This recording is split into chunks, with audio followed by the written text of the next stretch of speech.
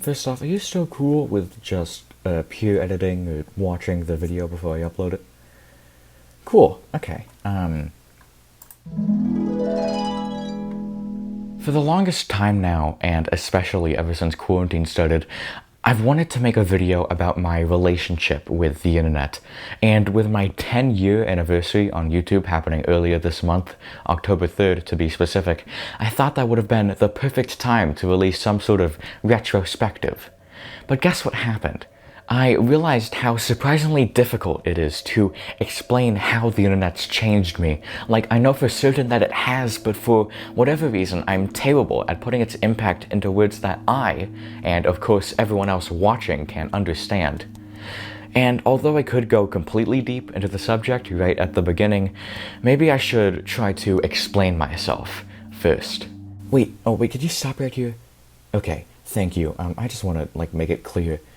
This isn't exactly the same as my other video essays. It's pretty similar, but there isn't a actual prologue or epilogue, and I feel like a better way to describe it is like a compilation of a bunch of smaller video essays that all vaguely relate to each other, but mainly, relate to my relationship with the internet. And speaking of that, this is a more personal thing compared to the last one, so I can't really prove much.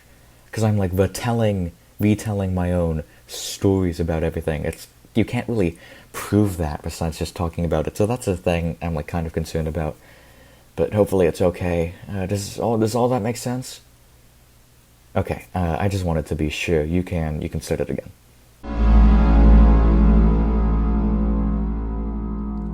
I think the first thing that really tripped me up in the process of making this is knowing that making a video going, oh, the internet's changed me somehow and I'm sad because of it, is not a new idea in the slightest, and specifically me making a video like this might not even be necessary, let alone warranted. Plenty of people a million times more famous than me will make Twitter statements from their phone's notes app or lazily filmed videos where they cry in front of their webcam explaining how their fame affects them or how they deal with the YouTuber thing as a whole. What inclined me, someone with 300 subscribers maybe, to do the same?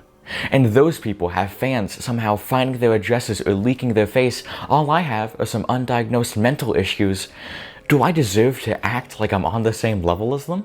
But okay, besides that, if we ignore the imposter syndrome for a moment and act like there are no second thoughts about making this video in the first place, I realized on a fundamental level, I don't know how to talk about this. Let's take a step back. I know the internet's changed me. I mean, duh, I've been on it for more than a decade now. But for the life of me, I just cannot find the words to explain how. I think it's become such a huge interconnected part of me that I can't just rip it out and examine every nook and cranny and divide my analysis into 3 to 700 word chunks. And now let's take another step back, writing the words I'm speaking right now, explaining why I can't explain something, put me in this awfully confusing position where I don't know. All I'm certain of, all that I can perfectly articulate, is that this is confusing. And that's why it's impossible to talk about the internet, at least for me. Thinking about it all too much just ruins me sometimes, and you surely need to think about it a lot to write a video essay about it. But that's not satisfying, is it? Not really any sort of groundbreaking conclusion. With all of that in mind, I continuously delayed and delayed making this video, waiting to figure out whatever I was missing that would make all of it click. And I'm not even sure how long it took, but I think I finally have found it. And I sort of needed to find it to make watching this a worthwhile experience, but that's besides the point. I think, to begin, I just need to look back. So here's some quick trivia for everyone who doesn't already know about me so that they can understand my place on the internet.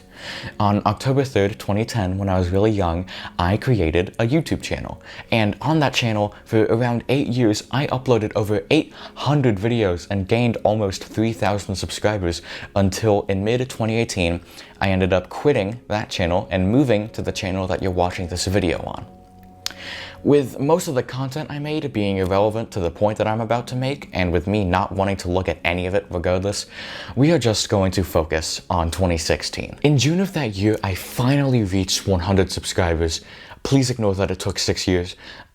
Before then, I didn't really care about how my videos did. I just made things to make them, even if barely anyone cared about or watched what I made in the first place. But the summer of 2016 is when I started getting connected. At the time, I was a huge fan of making plush videos. You know, skits, except instead of people being actors, they were these stuffed animal creatures, usually from any video game franchise, but for me, mainly Mario, Minecraft, or Five Nights at Freddy's. And you just shook them around as you talked behind the camera, usually making it entirely a one-man show, unless you were Super Mario Logan or something.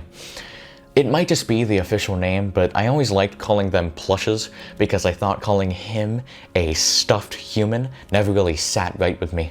And some of them I even gave human names to because I didn't want to constantly refer to them as Drybones or Goomba. But that's a tangent. Anyways, I met this person at the time named Joshua Plushua. I met him in the comments section of a plush video. I'm not sure if it was one of mine or one of his, but that doesn't really matter. And we clicked. Sort of. I remember staying up past my bedtime talking to him about plush videos, and it was fun. And eventually, one of us got the idea to collab. He had a yellow toad plush, I had a blue toad plush. We decided on this idea that was honestly pretty genius for my age, that we were going to make the two long-lost brothers, and that they were going to video chat. I remember making the entire script in a comments section because neither of us had any other way to communicate, and I remember telling my parents about this and immediately getting the whole, oh, remember that you can't trust anyone and that everyone's probably a pedophile talk, but that didn't stop me. I did it, and... I'm your long-lost brother, Blue Toad. Oh my god, that's really you, Blue Toad? Yes! Okay. Maybe it's not the most amazing thing, but it still serves as this symbol for this tipping point to a time where I started using the internet for an entirely new purpose. I met more people in comment sections, I shouted out and collaborated with more people, I figured out what Discord was and learned how to actually use Twitter, and I've been going through all these different really cool groups and communities, and over these past few years I've been developing this entire ecosystem of mutuals and friends that these days, especially with everything going on right now, I might talk to more than my friends in real life. And speaking of friends, it's been tough coming to terms with the fact that everyone who knows me has their own unique perception of me that I can't do anything about, but it's only made worse by knowing that there are now at least two distinct types of perception of me.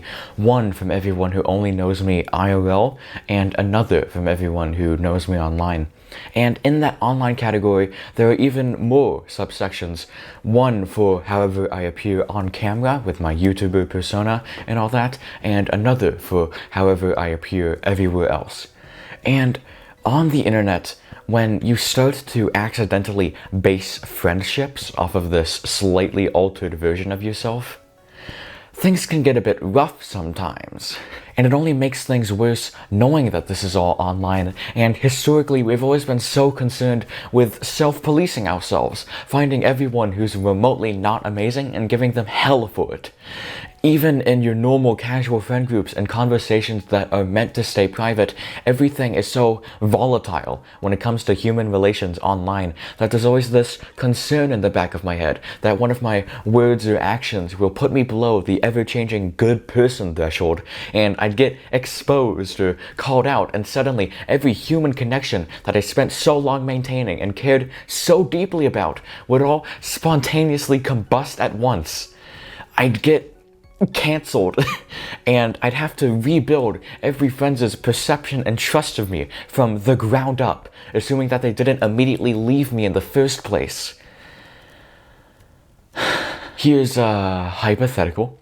If one group of people think of me as this manipulative, nasty, vindictive, hypocritical, complete sack of shit, and this other group of people think of me as this very sweet, selfless, funny, smart person who cares deeply about their friends, what does that say about me? Obviously, I'd like to believe that the second group's perception of me is the more correct one, but what about the first group? If what they're saying about me is true, then I could escape from the concept of being a bad person by trying to tell them that they only think of me that way because they've only been able to see some small amount of my real personality. Or maybe that all of their evidence against me was being taken out of context. And yes, that doesn't take all of the blame off of me, but it puts at least some amount of blame on them because they should have been more careful or something. But if what they're saying about me is false, and they know that, then that means that they're lying. And when they tell people that I am like their perception of me, preventing them from learning that it's actually the opposite, then that means that they're taking advantage of the fact that people online will often believe statements about other people without questioning it. Would you rather side with someone who might be an asshole? Or would you side with your friend? Nobody wins. The lies will always go further than the truth. And going back to the topic of perception and all these slightly different versions of myself, normally I would be able to tell that the version of me that's the most honest is a version of me that isn't in front of a camera lens. But after spending over a decade on social media, having all of these different versions of myself mangling together, I don't think I'm able to tell which version of me is the most true. And that's terrifying. Hey, wait, pause it right here. Thank you. Okay, this next section is like kind of a lot. Are you comfortable with minors in sexual situations and just mentions of abuse, self-harm, suicide, that whole shebang? Okay, you were. I just wanted to be sure. If you're ever not though, or if you just want to like skip it, go to like right there, I think. Yeah, okay, so just go to that timestamp and that'll like skip everything. Cool, okay, start it again. We're standing now. One of the best things about the internet is how easy it is to use it as a form of escapism. You know, if you're just not the most social person in real life, or if something in your life isn't exactly going the way you'd like it, it's such a good way to cope, to just begin to exist somewhere where whatever you're worrying about is completely irrelevant. And with being able to find every single type of person somewhere on the internet, you're probably going to be able to find someone going through something similar to you, or maybe even a whole group of people, and then you can find comfort in that shared experience. And yes, well, that's obviously such a great thing that I'm glad our generation has access to. When you end up basing groups off of the fact that everyone in them is avoiding some specific sadness, eventually that's going to boil over, and soon you're putting your safety into the hands of people who live miles and miles away from you. There's always the occasional voice chat or video call, but primarily you're going to talk through text on the internet.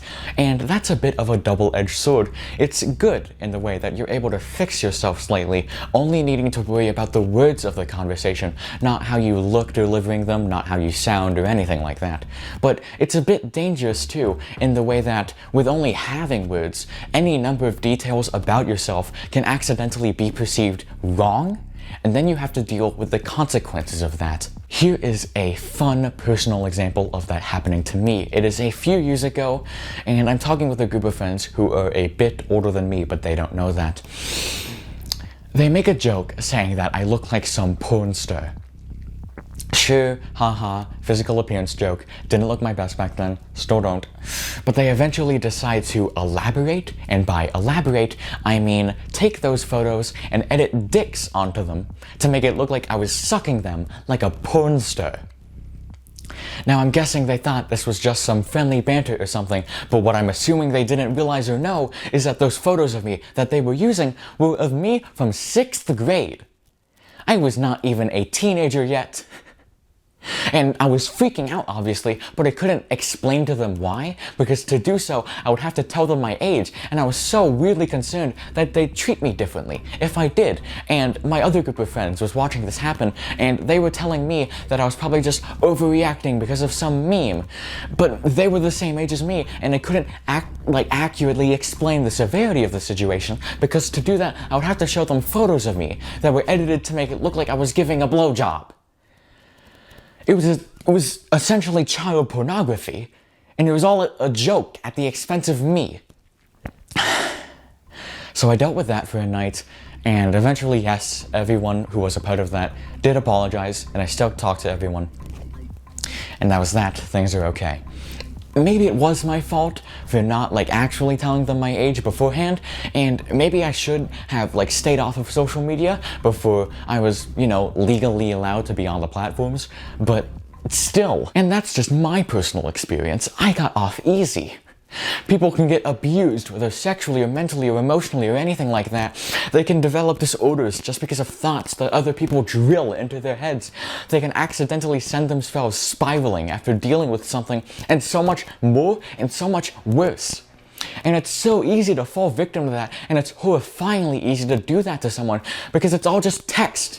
It's all just pixels. And these words, this vital instrument of communication, can become warped beyond comprehension, and suddenly this form of escapism becomes a form of imprisonment, with possibly having the only people who actually know what's going on, the only people who can genuinely help you, be the people who can barely do anything.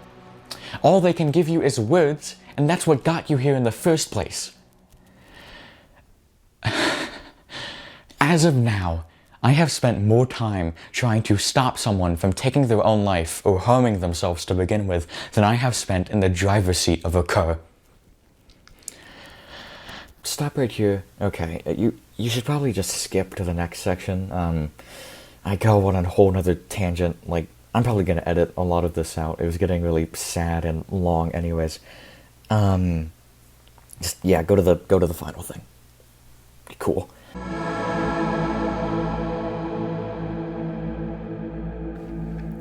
I would feel awful leaving you all on that deep of a low point, so here's something that's hopefully a bit uplifting. You might have noticed that throughout all of this, every time I say in real life or IRL, I say it in quotes. And that's because I feel like when you're talking about friendships, it's a bit mean to differentiate between those two different experiences like that. Yes, online friendships are mainly just pixels, but they're pixels being created by a real person. It's still real life. And in fact, I feel like it might be even more of an achievement if you can make a friend online, compared to making a friend physically. In online conversations, you only have pixels. You don't see the physical appearance of the other person. You don't even hear how they're delivering the words that they're speaking to you. If you're able to form a mutual bond and trust each other, then that's amazing. And if you have the means to be able to meet that friend face to face, then that's probably one of the best experiences that you can have. I say probably because I haven't been lucky enough to actually get that experience myself, but why wouldn't it be? I've seen some of my friends talking about how they know that none of their online connections are necessarily permanent, and how unless they end up casually just drifting away from everyone, there's probably going to be a point where they delete their entire social media presence so that they can live life with less distractions the best that they think they can. And while that is a bit sad to think about, that's not necessarily much different from physical friendships anyways. It's just a different type this time. And for anyone watching this who cares about me and my presence, as long as I'm still making YouTube videos, I'm still gonna be here. Woohoo. Still gonna exist. And circling all the way back to YouTube, yeah, maybe putting myself in front of a camera more than 10 years ago wasn't the best idea, but I can't really do much about that now. And if there's at least one benefit to all of this, it's the fact that I now have what's essentially a glorified home video collection spanning over a decade. I can look back at my old videos and watch myself slowly become a better and better storyteller, and I can watch myself grow up. And to any of my online friends who I've met along the way who are watching this, thank you so much. Genuinely, whether you've hated me or dated me, whether we still talk or not, you've made my experience on the internet what it is. You've changed me deeply as a person too, and I'll admit, there were a few negative changes along the way, but there are enough positive changes to the point where I don't really need to be all that concerned. You're some amazing pixels. That's all. Goodbye.